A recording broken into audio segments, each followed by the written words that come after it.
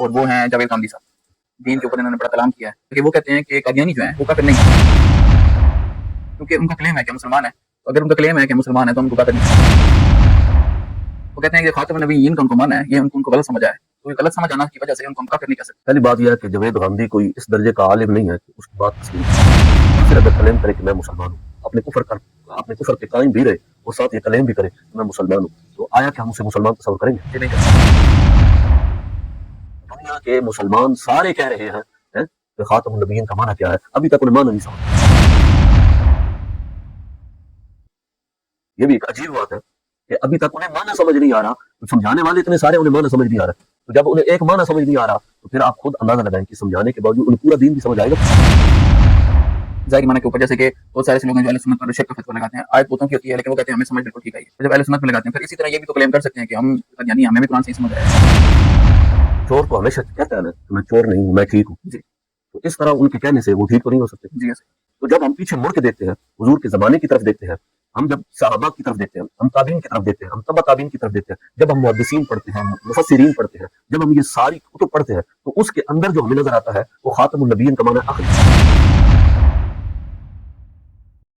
تو ظاہر سی بات ہے اپنی طرف سے بیان کرتے ہیں نا معنی جو 14 صدیوں میں موجود نہیں ہے. 14 صدیوں میں موجود ہے دکھائیں کہاں موجود ہے.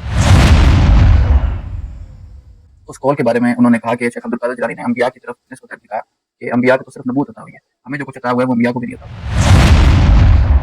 ایک روایت کی کوئی بیان ہوتی ہے تو اس کی سند ہوتی ہے. جی بالکل. تو اس کی سند بیان نہیں کر سکتے. تو بے سند بات وہ خود کہتے ہیں کہ بے سند بات قابل قبول ہی نہیں ہے. جی. تو جب ہماری کوئی بے سند بات ہے تو اس کو دلیل کیسے بنا سکتے ہیں؟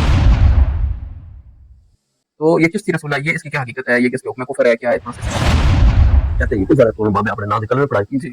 بات سمجھ میں آ رہی ہے. تو ہم کہتے ہیں کہ بابے کا نام کیا تھا، تو پھر آپ ایسا کیوں کہتے ہیں بابے نے اپنے نام کے کلمے پڑھائے؟ اپنا نام تو ان کا درمیان میں آئی تھی. وہ ان سے کسی نے سوال کیا کہ میوزک کے بارے میں آپ اس کے حلال حرام ہونے پہ کیا آپ بتا دیتے ہیں. سورہ اعراف میں آیت نمبر 33 ہے جس میں اللہ تعالیٰ نے 5 چیزوں کو حرام فرما دیا جو کھانے پینے کے علاوہ ہیں. تو اس میں شہوات وغیرہ یہ وہ آپ کی نظر سے یقیناً گزری ہے وہ آیت. تو اس کے بارے میں اس کو سامنے رکھ کے وہ کہہ رہے ہیں اس میں میوزک کا ذکر کوئی نہیں، اس لیے باقی چیزیں حلال ہیں. تو اس وجہ سے میوزک بھی حلال ہے. جادو ان 5 چیزوں میں نہیں ہے، بدگمانی ان 5 چیزوں میں نہیں ہے، خیانت ان 5 چیزوں میں نہیں ہے. جنتے چلے جائیں جانے پتہ نہیں کتنی چیزیں ایسی بنتی ہیں جو ان 5 چیزوں میں نہیں ہے. تو غامدی کے قاعدے اور قانون کے مطابق یہ ساری جائز ہے. میوزک بالکل حرام ہے، موسیقی ہو میوزک ہو دونوں بالکل حرام ہے. ایک حدیث پاک میں ہے کہ گانا دل کے اندر نفاق پیدا کرتا ہے. جیسے پانی سبزی اگاتا ہے، سبزہ اگاتا ہے، اسی طرح نفاق بھی گانا بھی نفاق کو اندر بڑھاتا ہے. یہ حضور کی حدیث ہے. وانتم سامدون، یہ سامدون جو ہے حضرت عبداللہ بن عباس رضی اللہ تعالیٰ عنہ آپ کہتے ہیں کہ اس سے مراد گانے ہیں. آپ کوئی ایسی لذیذ ڈش دیکھتے ہیں سامنے پڑی کھانے کو دل کرتا ہے؟ جی بالکل. تو ایک حسین و جمیل عورت گانا گا رہی ہے، خوبصورت آواز گا رہی ہے، جیسے غامدی صاحب بیٹھے ہوتے ہیں، غامدی صاحب دل کو نہیں لے گا. لہٰذا قرآن کی آیات سے بھی ثابت ہے کہ جو ایسے اسباب جو زنا کی طرف لے جائیں وہ بھی نہ جائیں.